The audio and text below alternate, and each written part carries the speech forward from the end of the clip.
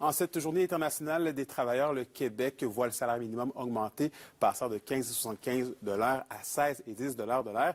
Et Olivier, cette augmentation va faire en sorte que les travailleurs vont connaître une hausse du salaire du revenu disponible. Oui, effectivement, 484 $ de plus qui seront disponibles dans les revenus par année au niveau des travailleurs.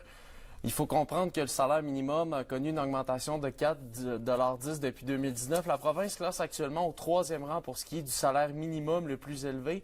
Selon les données de la chaire de recherche en fiscalité et en finances publiques de l'Université de Sherbrooke, cette augmentation ne fait pas l'affaire de tous. Pour eux, ce salaire ne permet pas à tout le monde de vivre de façon viable. Si on prend le cas, par exemple, de Montréal, il faudra un salaire de 27 $ de l'heure pour ne pas vivre sous le seuil de la pauvreté. Selon les données de la chaire de recherche rencontrée à ce sujet, le ministre du Travail, Jean Boulet, explique comment l'augmentation a été pensée. Une personne seule avec 2 enfants qui est au salaire minimum, si le salaire minimum représente 26, 27, 28 000, dépendamment du nombre d'heures, si on rajoute les prestations sociales, ça lui confère une rémunération qui est supérieure à 50 000, puis un revenu disponible d'à peu près 40 000.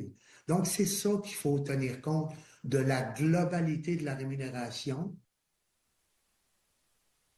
Le cadre de la Journée des travailleurs, une marche pour dénoncer l'austérité avait lieu aujourd'hui à Rwanda. Effectivement, ils étaient plus d'une centaine à être réunis ce midi pour dénoncer les mesures de compression annoncées par Québec. Selon le président de la PTS, Carl Véro, qui était présent lors de l'événement, cette situation amènera des réductions à l'accès aux services publics. Il juge notamment que ce seront les personnes sous le seuil de la pauvreté qui écoperont. On peut l'écouter d'ailleurs à ce sujet.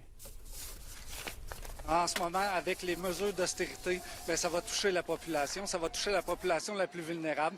Oui, le salaire minimum augmente aujourd'hui de 35 sous, mais c'est amplement insuffisant pour pouvoir être en mesure de pouvoir vivre décemment.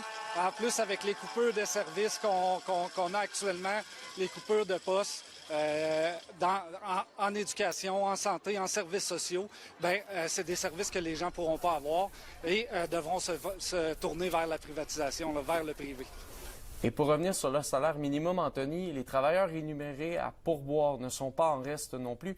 Leur salaire est augmenté de 2,38 % par rapport à l'année dernière, ce qui fera passer leur taux horaire à 12,90 $. Merci beaucoup, Olivier. Au plaisir.